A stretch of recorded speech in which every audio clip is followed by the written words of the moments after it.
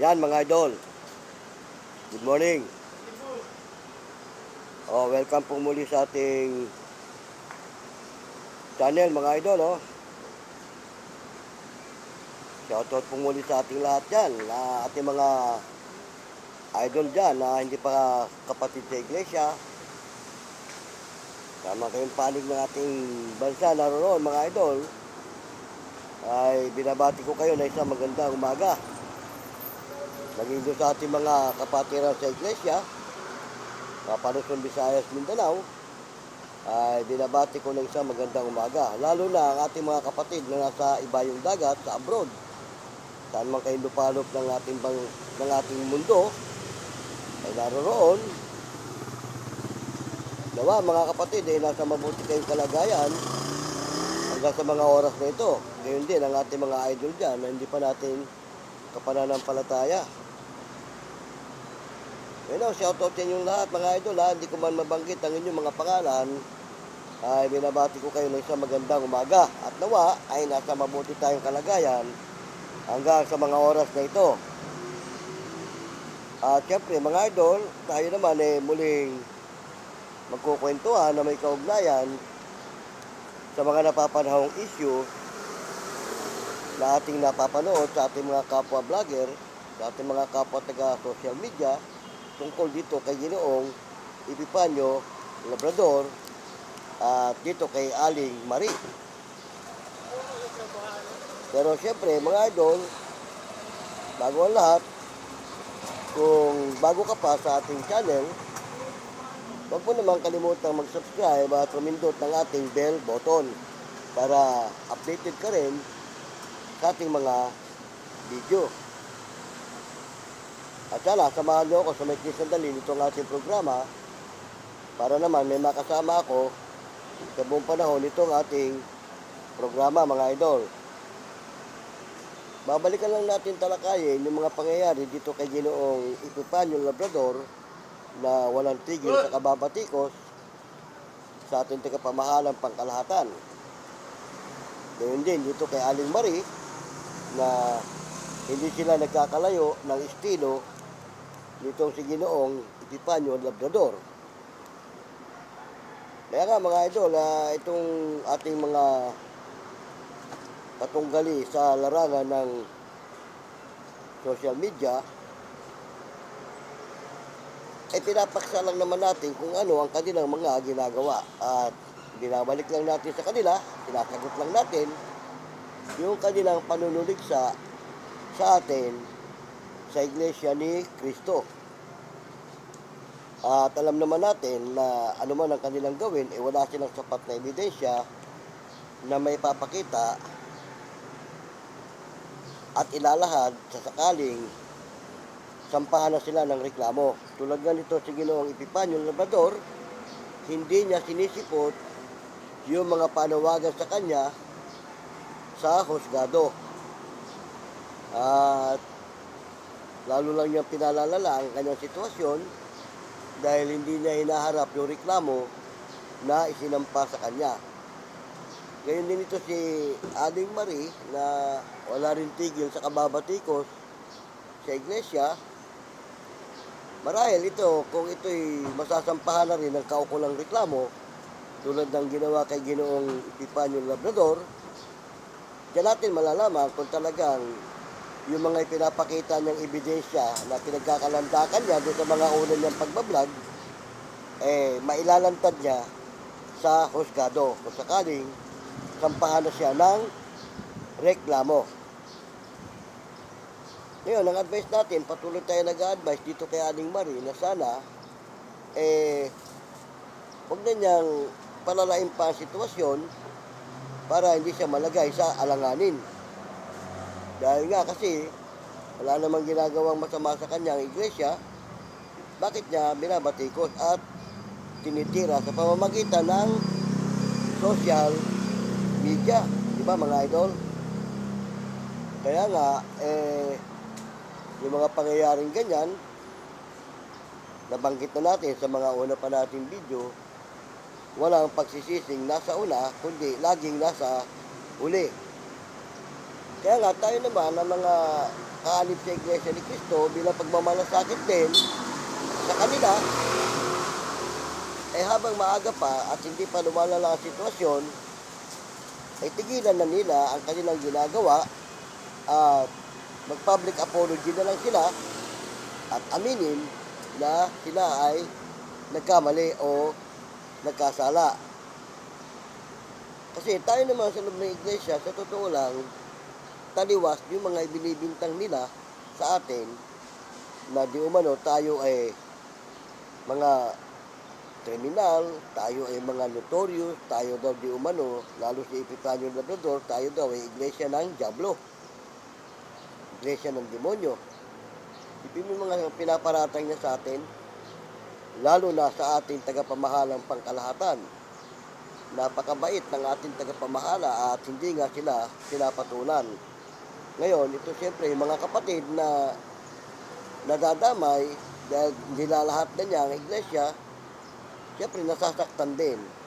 Kaya merong hindi makatiis, sinasampahan na sila ng kaukulang reklamo. Kagaya nga nung sinampang reklamo ng kapatid kay Ginoong Epifanio Labrador, ipinatawag na siya sa prosecutor para sa isang mediation proceeding, hindi naman niya ito sinisipot. Yan ang sinasabi natin mga idol na bago mo gawin ng isang bagay na makakasira sa iyong kapwa, pag-aralan mo at pag-isipan mo muna. At ang social media, nakakalabag ka na sa tinatawag na community standards. Pero mabuti na lang at hindi ka pa pinapatulan ni YT dahil ginagamit mo ang YouTube sa mga ganyang sistema ng pagkukontent. Ang social media mga idol, pinahintulutan tayong gamitin sa mabuti at sa makakabigay ng magandang impormasyon sa ating mga mamamayan. Huwag nating gamitin ang social media sa makasisira sa ating kapwa at makakapahamak sa ating sarili. Kaya nga, salamat tayo at meron ng ganitong social media na nagagamit natin sa ating mga pamamahayag at sa mga pagbibigay ng ating saloobin sa ating mga kapwa, lalo sa ating mga nanunungkulan. Pero hindi ko mo pinahintulutan tayo sa malayang pamamahayag, yung tinatawag na freedom of speech, aabusuhin mo na. May hangganan yan. O kagaya nga nung binanggit ng ating kapatid sa iglesia, walang iniwan yan doon sa inilatag ng Diyos na pagkain. Ang sabi ng Diyos, makakain nyo ang lahat ng punong kahoy na prutas sa halamanang ito.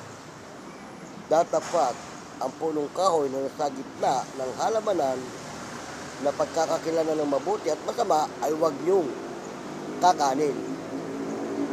Kapag sa sandaling ito'y inyong kainin, walang pagsalang kayo ay mamamatay.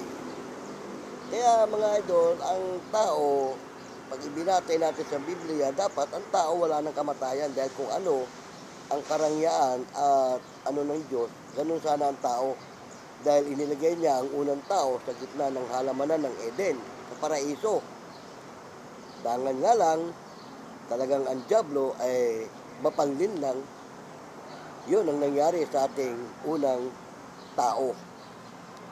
Nilinlang ng diablo si Eva at si Adan sa pamamagitan ng punong kahoy na ipinagbabawal ng ating Panginoong Diyos. Kaya ang tao ay nagkaroon ng kamatayan. Yung sa sinabi ng ating Panginoon na walang pagsalang mamamatay ka sa oras na kainin mo yan, hindi naman automatic na namatay itong mag-asawa.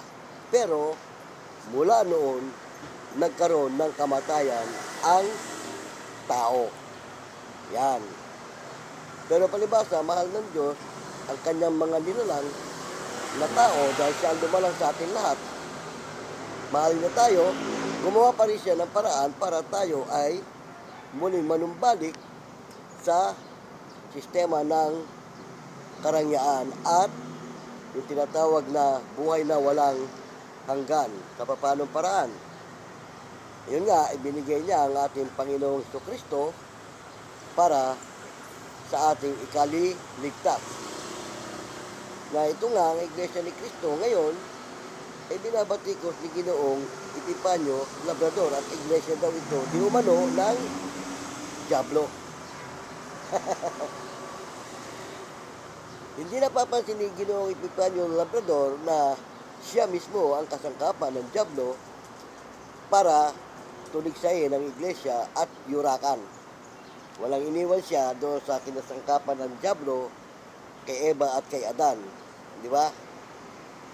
Dahil ang sabi ng Diyos, huwag niyong kakanin, dahil sa oras na kanin niyo ito, walang pagsalang kayo'y mamamatay. Pero anong sabi ng Diablo? Totoo bang sinabi ng Diyos sa inyo na kayo'y mamamatay sa oras na kainin niyo ang bunga ng punong kahoy na ito? Ang sabi ng Diablo, hindi yan totoo.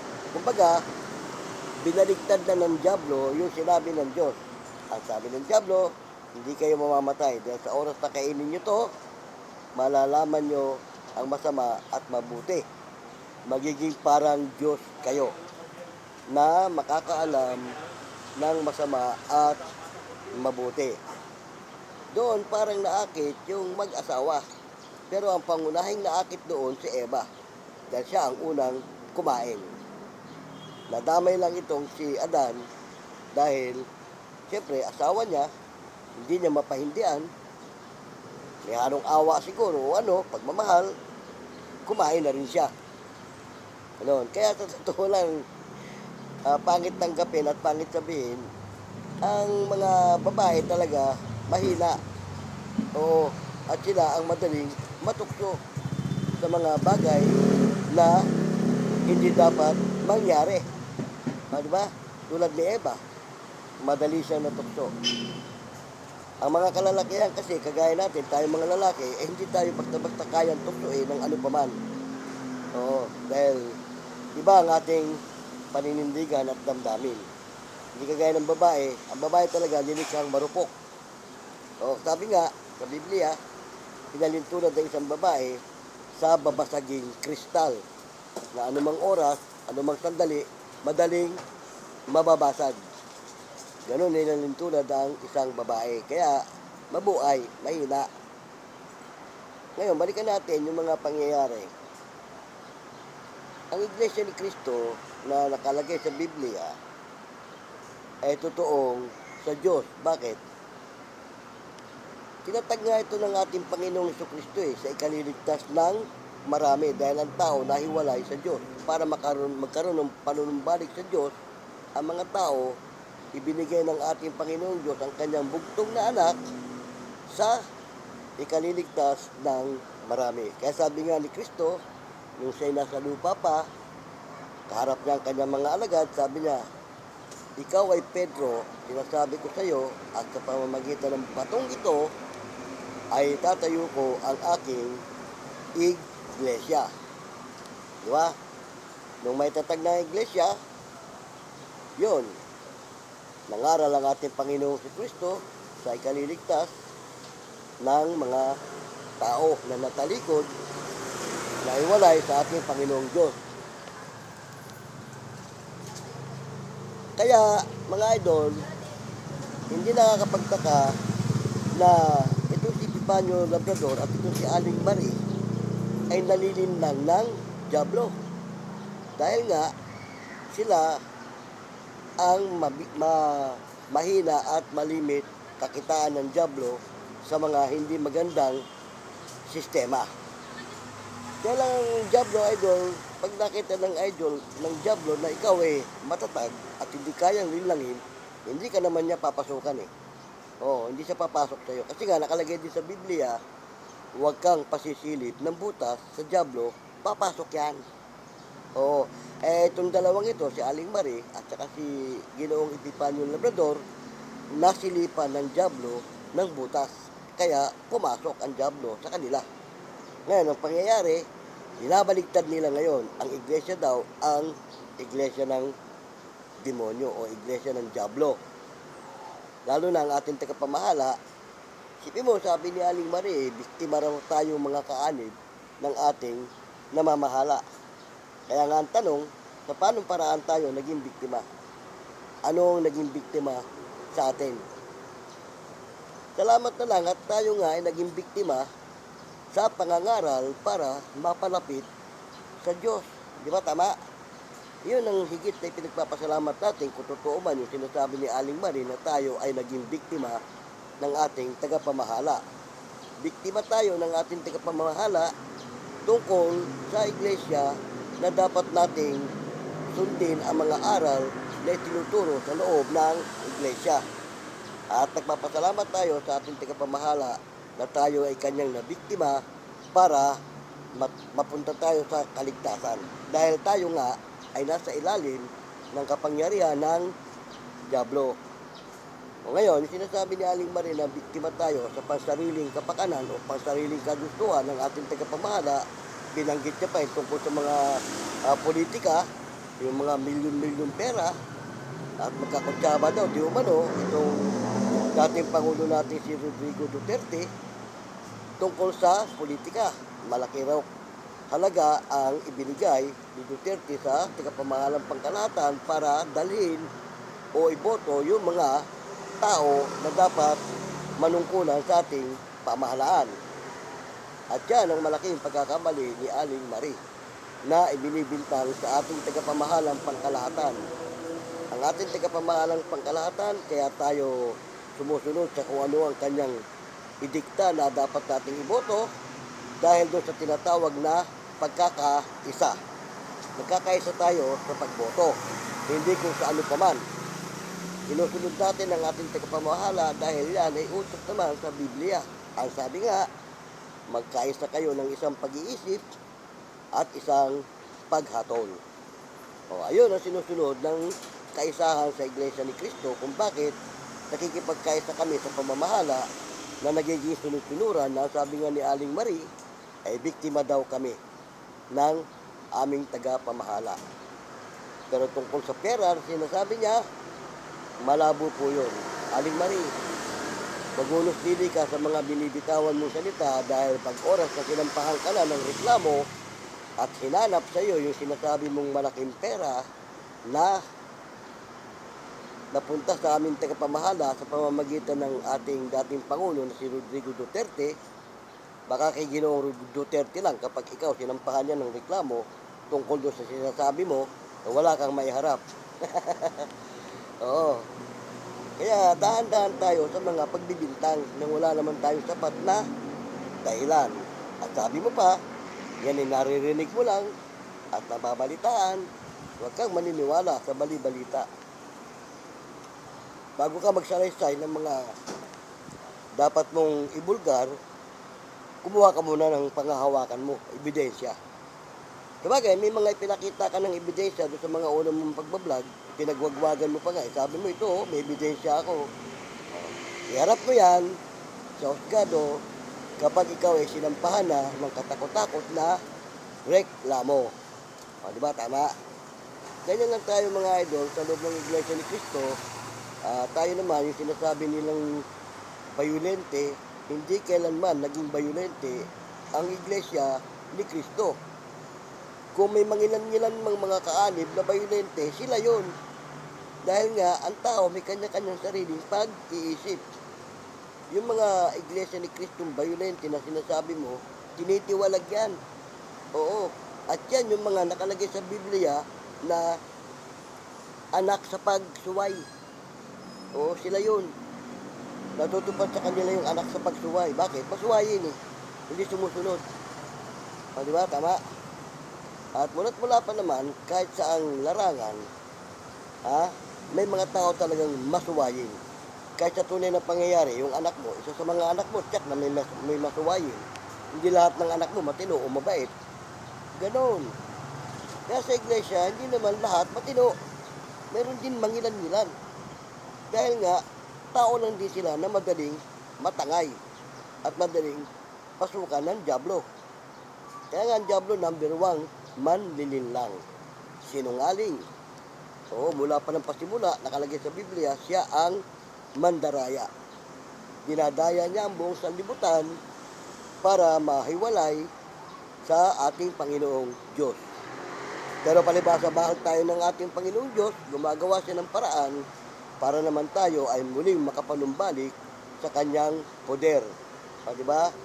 Kaya lang talagang may mga tao siguro na nakatalaga na doon sa sumpa o doon sa parusa na inilalaan ng ating Panginoon Diyos sa araw ng paghuhukom. Pero tandaan nyo mga idol, pag may ginagamit na kasangkapan sa inyo ang ating Panginoon Diyos para ka mapabuti, ibig sabihin, mahal ka ng Diyos. Maging sa loob ng iglesia, may mga kapatid na napapariwara, pag mahal ng Diyos ng isang kapatid, gumagamit siya ng kasangkapan na para manumbalik siya at pumihit sa kanyang ginagawa. Ganon mga idol. Yan nga hindi alam kasi ng ating mga katunggali tulad ni Aling Marie at ni Ginoong Epifanio na ang Diyos mapagmahal. Mahal niya lahat ng taong nilalang niya. Dangan nga lang, may mga tao na hindi siya mahal. Oo. Sabi nga, sa panahon natin ngayon, nakalagay din sa Biblia yan, darating ang panahong mapanganib, sabi ng ating Panginoon Diyos. At ito na ang panahon natin ngayon. Sa paanong paraan na panahong mapanganib? Ang sabi ng Diyos, lilitaw ang mga swail, mga palalo, may bigay sa salapi, walang turing, mapagtungayaw. Ayan, sa panahon natin ngayon, lumilitaw yan. At mangyayari yan. Bakit? Nakalagay sa Biblia yan. Oo, nakasulat na yan. Kaya kung may mga taong ganyan, hindi tayo dapat magtaka dahil nakalagay na sa Biblia yan. At sana naman, yung mga taong yan, sakaling may kasangkapanin ng Diyos sa kanila para malinawan sila at magbalik loob, tanggapin nila. Mga sabi ko nga, kung mahal ka ng Diyos, anumang katawalian ang ginagawa mo, may kakasangkapanin sa'yo para mapabuti ka. Diba? Ito si Ginoong Epifanio Labrador at si Aling Marie, may kinakasangkapan ng ang Diyos sa kanila para mapabuti sila eh. Kaso ayaw nilang tanggapin. Diba? At pinaiiral nila yung kanilang sariling layunin. At mas ginugusto nila na magpaalipin sila sa dyablo. Kasi yung ganyan sistema mga idol, sabi na nga sa Biblia eh, alipin ng dyablo. Ang dyablo mapanglinlang. Gaya nga ni Ginoong Epifanio Labrador, binabaliktad niya ang pangyayari. Hindi niya alam na siya ang nalilinlang ng dyablo, kaya siya gumagawa ng kung ano-anong makasisira, hindi lamang sa sarili niya, kundi sa ibang tao. Sinira niya iglesia, hindi niya alam ang uno niya sinisira, yung kanyang pagkatao. Yan lang mga idol ha, tinatalakay natin yung mga ganyang pangyayari dahil nga sa napapanahong issue. Pero ha, samantala ako magpapaalam sa inyo dahil dumating na ang tamang oras para tayo ay maghiwa-hiwalay. Sana mga idol, patuloy niyong tangkilikin at subaybayan ang ating mga programa na may kaugnayan pa rin sa mga napapanahong issue. Kung may mga comment kayo, lagay nyo na sa comment section at kung may mga katanungan kayo para matalakay natin. Salamat ng marami doon sa ating mga kapatiran na sa iba yung dagat na nagko-comment. Maging dito sa ating bansa, sa amang panig ng ating bansa kayo, Luzon, Visayas, Mindanao, salamat ng marami sa inyo. Ngayon din, sa ating mga hindi pa kapatid sa iglesia na sumusubaybay sa ating programa, ay nagpapasalamat ako ng marami sa inyo mga idol. Salamat sa inyo ha. Dahil sa walang sawa yung pagsubaybay dito sa ating programa. Pero ha mga idol, hanggang sa muli, kapag muli ang inyong lingkod, si Boyet, ay pasamantalang nagpapaalam. Hanggang sa muli, paalam!